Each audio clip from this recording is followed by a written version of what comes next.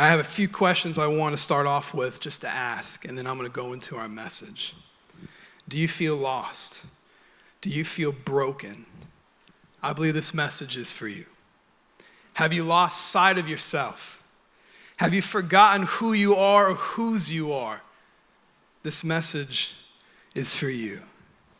In the quiet of the day or in the stillness of the night, do you feel empty or that something is missing? This message is for you. And if all of the above that I just said doesn't click with you and you're in a great place in life, guess what? This message is still for you. When I was 10 years old, I have a memory of my older brother, Eric, packing a big duffel bag and walking outside to just run away. I was, like I said, 10. That means my older brother was 13. I remember it was raining, and he had blonde bleached tips, and they were kind of covering his eyes the way that, it's kind of cool. But it wasn't cool in this moment because in the house it was just me, my mom, and my older brother. I remember he packed up his bag, I don't know with what. He started walking out into the driveway. I remember my mom stepping outside the house, and she said, "Eric, come home.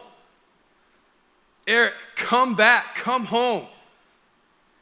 And he stopped in his tracks, and she went down the driveway, and she spoke with him, and she got him to come back into the house. She got him to come home. Come home. Come home. Over and over again. These past 2 weeks, 3 weeks since I knew I'd be speaking, this phrase, come home, just kept pounding in my heart. And I don't know about you, but when I hear the phrase come home, it even gets me emotional because I think of things, I think of people. I think of Jesus when he says, come home. What does come home mean to you? If you look at your life right now, would there be an area where come home means something significant to you? Are you running from something? Are you hiding from something? Is there something that you think is keeping you from coming home? If it's all right with you, and even if it's not, I want to spend the rest of the morning telling you what I believe come home means. Is that okay? 2 weeks ago, I met with a man who I personally look up to, someone who I approached one day, and I asked if I could ever just meet with him, someone who I could glean from. I learned when I was at Bible college that when you see someone who is farther down the line than you, see someone who you want to learn from, then just ask them to put yourself in their presence. And so I went up to him kind of boldly, and I said, "Hey, I would love to meet with you one day. I would love just to glean from you."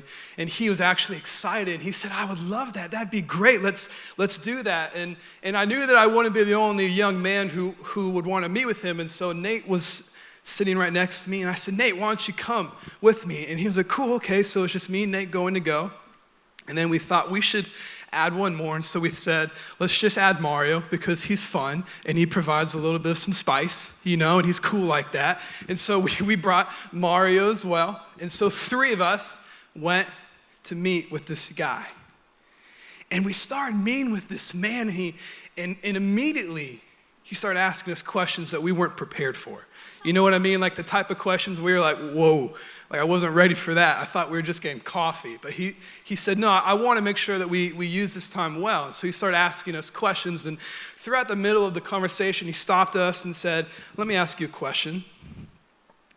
What is a burning point for you in your life?"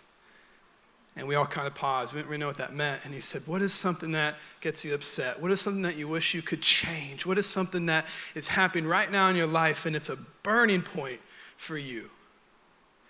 And we got quiet. No one really knew what to say first or how vulnerable we each wanted to get. And I remember Nate and Mario said a few things, and it came around to my turn. I said, "Okay, I'm going to open up for a minute."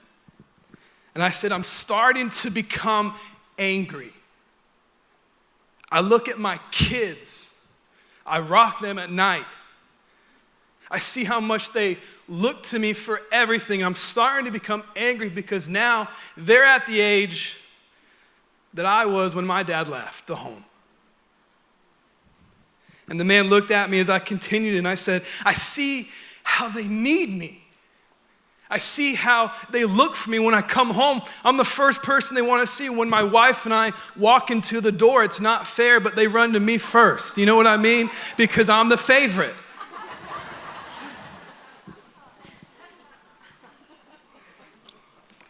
The man asked me a question, and he said, so when you're rocking your son to sleep, and this anger comes over you, what do you see? What do you see? And I'm not used to this. Because if I'm being honest with you, I'm used to being the one asking the questions. You know, I'm the pastor.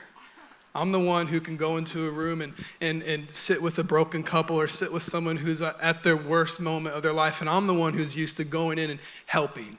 So it's unnatural for me, for all of a sudden, to have a man who I look up to begin to ask me questions and say things to me. And so he said, so what do you see?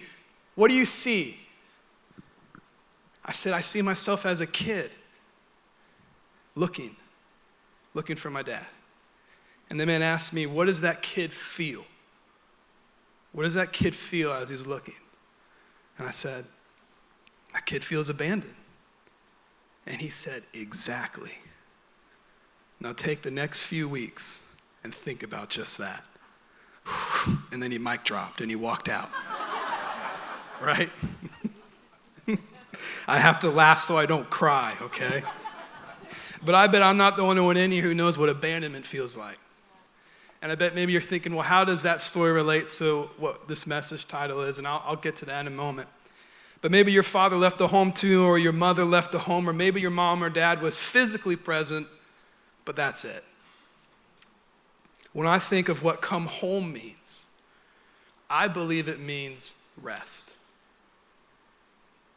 Matthew 11, verse 28 says this, come to me, all you who are weary and burdened, and I will give you rest. If I could insert one word into that scripture, I would say this, come home to me. All you who are weary and burdened, and I will give you rest. Come home to me. The scripture goes on to say that says, come home to me, all you who are weary and burdened, I will give you rest, and take my yoke upon you. For I'm gentle and humble in heart, and you will find rest for your souls. For my yoke is easy and my burden is light. See, I'm reading that, and I know that some of us in here, we've been carrying our own burdens, haven't we? We've been holding on to our own pain. We've been holding on to our past or our shame or our guilt. And I just have a question. Aren't you getting tired of it? Don't you feel a little beaten down by now? I realize that I've been holding on to this feeling of abandonment for so long. And it's not mine to hold on to. It was never mine to hold on to. And what are you holding on to? Because I can picture Jesus saying, come home to me and let me give you rest. Because when you come home to Jesus, he doesn't just give you rest. He gives you rest for your soul. When I was in 6th grade going through issues with my dad, I ran away from home. I've told the story many times before. And I remember I got in a lot of trouble with the police, and I was gone for 12 hours, only 12 hours. But when I finally got brought back to my house by my mom, I was so tired. I was just ready to sleep for days. I went up to my room. I lay down in my bed, and I slept. I got rest, and it was so good to be home. I hear Jesus calling out. I hear him saying to us, come home to me. Stop carrying these burdens, and let me give you rest for your soul. When I think of come home, I believe it also means all are welcome. All are welcome. Think about home for a minute, just home. And what home is meant to be. Home doesn't care what you did last night because now you're home. You understand? Home doesn't care how dirty your feet are, that maybe you're tracking in the halls, because guess what? Now you're home. Home doesn't care if you smell bad because it's been a long time since you've been clean, because now you're home. Home doesn't care that you've been gone for a while because now you're home. Can I switch one word and show you the parallel? Jesus doesn't care what you did last night because now you're home. Jesus doesn't care how dirty your feet are that you're tracking because now you're home. Jesus doesn't care if you smell bad because you haven't been clean in a while because now you're home. Jesus doesn't care if it's been a long time since you've been around him because now you're home. When it comes to Jesus, all are welcome. Let me show you two instances in the Bible where we see this from Jesus, where Jesus' disciples or other people rebuked people to come to him, and Jesus himself says, no, come here.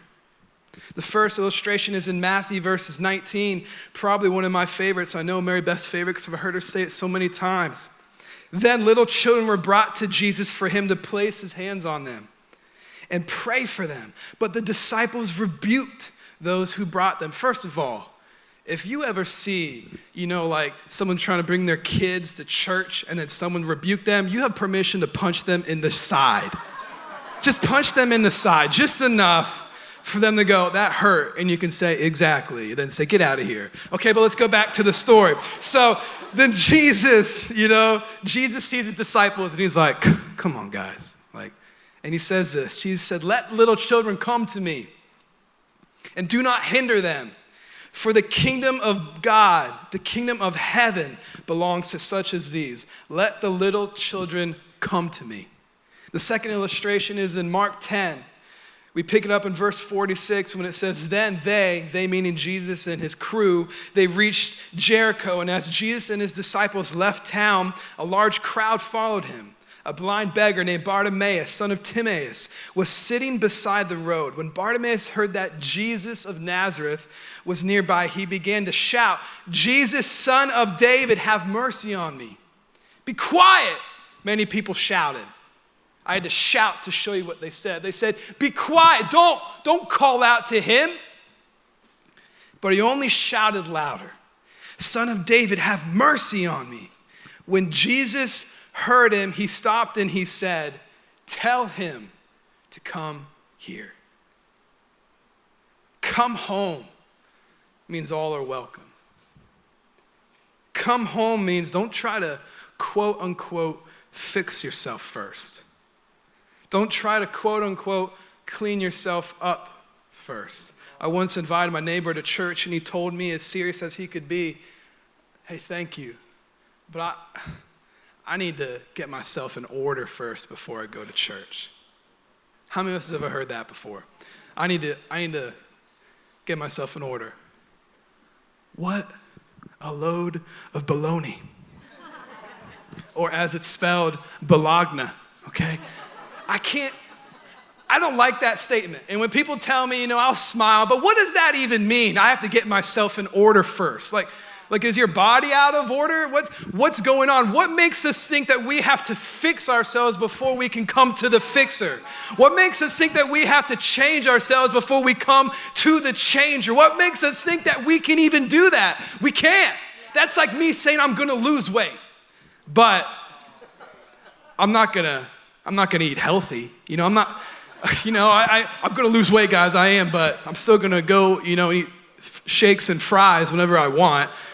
Okay, or that's like me saying, I just want to pick up that guitar and I want to shred some tunes because I want to be the next great guitar player, but I'm not going to practice. Those two statements are just as silly and baloney as this statement of, well, let me fix myself first before I come to God. Let me change what's happening in my life first. You want to know what that really is? That's shame and that's guilt talking. That's shame and that's guilt talking, telling you that you shouldn't come. That's shame and that's guilt telling you that you're too dirty, you're too broken, you're too messed up, and so you shouldn't go to the place where all the answers are, because shame and guilt tries to keep you from it. And when shame and guilt isn't working, the next thing it's going to try to do is tell you that you're not welcome.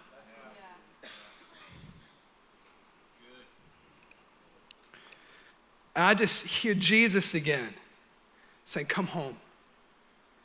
All are welcome. Don't fix yourself because you can't. Don't get yourself in order because what does that even mean? We're all out of order. We all need fixing. We all need areas in our life that need help. We all do. When I think of come home, I believe it means just that simple statement. I believe come home means just that, come home.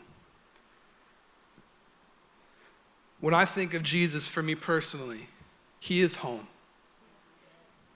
Because he's home for me. He's home for my family. He's home for everything I do. When I was 18 years old, I heard God calling on my life to go to a Bible college. And within that decision, I knew that God was calling me to a whole new thing. And I was going to give up everything to be part of home for him. I think of Jesus saying that, just saying what that means. He's just saying, come home to me because I am your home. I think for some of us, though, home has been distorted. It's been turned. Home has been turned into a pain point instead of a safe place. Home has been morphed into a bad memory instead of a refuge. And you're sitting here and you're thinking, Emmett, you don't understand. You keep talking about home, but home for me was a prison. Home was never good. Home was unfair. Home was abusive. Home was brokenness. So when you keep talking about this thing called home, it doesn't make sense to me. And that's why it's so important that you hear that Jesus is home. Jesus is home. He's the only home that we ever know. He's the only home that represents what the beauty of home was always meant to be. It's the reason why when you walk into our front doors, you see a sign on the wall that says, welcome home. And that's what Jesus is saying. He's saying, come home. One of my favorite Bible stories has always been the parable of the prodigal son. And just recently, I've started to read it more and realize that I don't think the son in that story is the main character. I think the father is. Because the first character that we're introduced in this story isn't the son, it's the dad. In Luke 15, it says, there once was a man who had 2 sons. And there we get introduced to the father. The story goes on to say how the younger son went to his dad and very disrespectfully just one day said, Dad, give me my inheritance.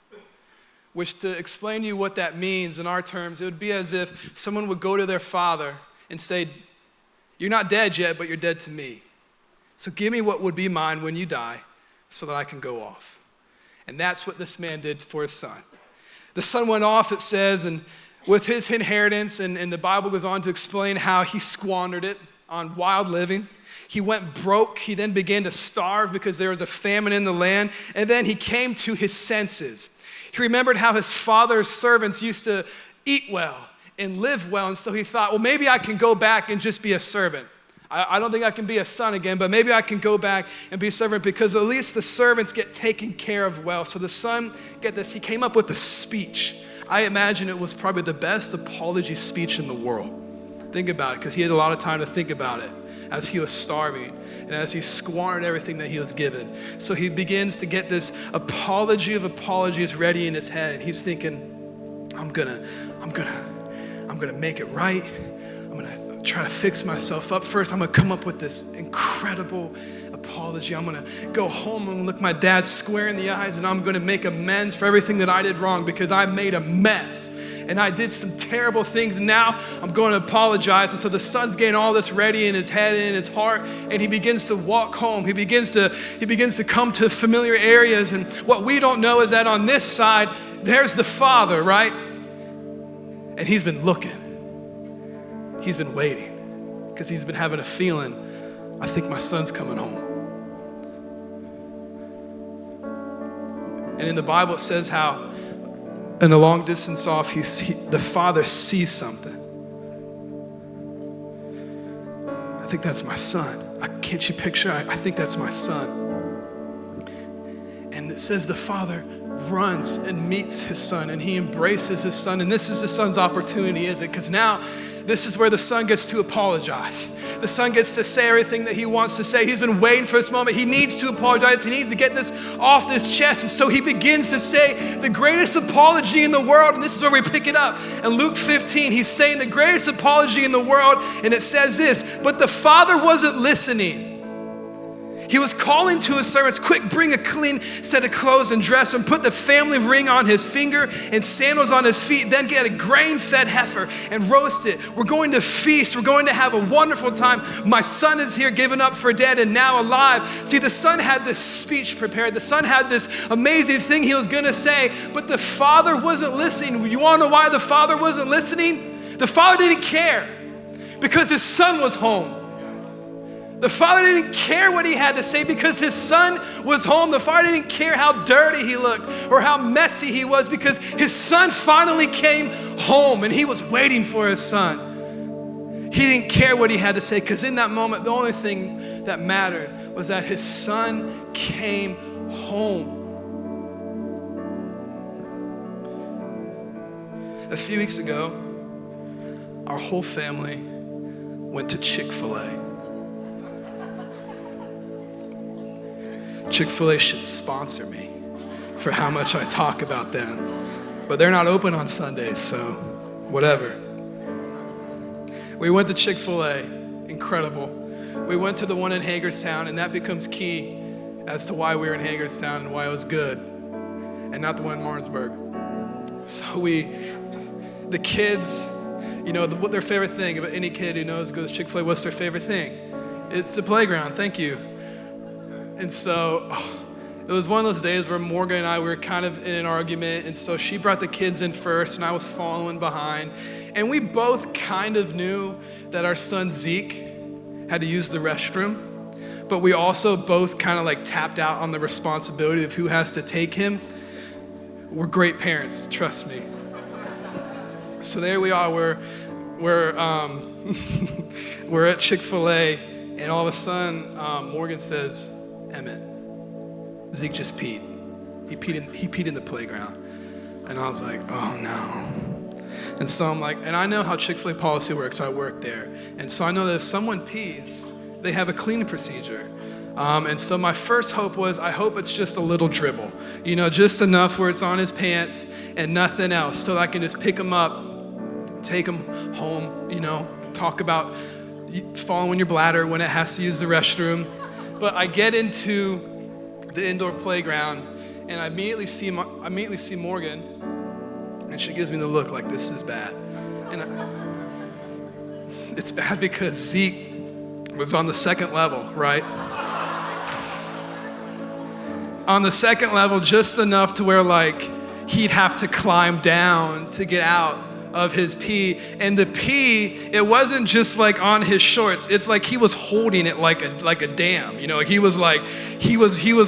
was a reservoir, okay? It puddled people in Chick-fil-A, second level. There was a puddle of pee, okay? And Zeke is at this moment, he's standing in it and he's kind of just stiff. And where he's standing, there's a clear bubble where we can look at each other, we can see each other. And here's where it gets really bad. Chick-fil-A has been notified of the incident. And so 2 employees walk in and they say very kindly to a very crowded indoor playground, everyone has to get out. And I said, please give me a towel, let me clean this up. And they said, everyone has to get out. And so I knew. And so all the kids, all the parents, all the whispers, they're getting out, right? They're getting out. And I look at Zeke, who has yet to move. And now he's getting scared. Because he's seen people leave. And he's standing in his own mess at this point. And he knows that he did something wrong. He knows that he's beginning to feel a little bit of shame, right? A little bit of guilt. And he's seen everyone stare at him as they leave, and it begins to make him worse. And so he's not moving. And Morgan's saying, Zeke, come down. Zeke, come here. And Zeke's not moving. Zeke, come down. Zeke, come here. And Zeke's not moving. He's petrified at this point because now it's a glass bubble, and people are looking and they're saying, Mom, why do we have to leave? And they're pointing at his mess. And I see Zeke's eyes going from person to person. And I finally have to say, Zeke, and I put my hand on the bubble and I say, Zeke, look at me. And he looks at me and I say, Zeke, come here. Come here. I'm just looking at him. I say, come here, Zeke. And he looks at me and he begins to take these steps down. He begins to come down the second level and he begins to go into his mother's arms as his mom protects him, because we wanted to make sure we weren't going to be parents that ever yelled at him in a moment like that. We weren't going to be the type of people that would embarrass our son or our daughter further when they already feel so mortified. And so I think sometimes some of us in this room and some of us who are viewing online, maybe you feel like you're in a bubble right now where you're in a little bit of a mess. And you think that that's all that people see. You think that's all that people look at. You think that's all that people are staring at. And you feel so shameful and you feel so guilty and you feel so broken. And I'm here to tell you that just like what I did for my son, that's what Jesus is doing for you. He's putting his hand on a bubble and he's saying, look at me. Don't look anywhere else. Look at me. And then he's not just saying, look at me. He's saying, come to me, because what I have for you is peace. What I have for you is a rest for your soul. What I have for you is arms open wide. I don't care about your mess. I don't care about how dirty you are. I don't care about how long it's been. I don't care about any of that. I just care about you. That's all he cares about. So you might be feeling vulnerable now, terrified, embarrassed of the mess that you're in. You might feel broken or lost or empty. I have the answer. I point to it. It's Jesus. He's the Father.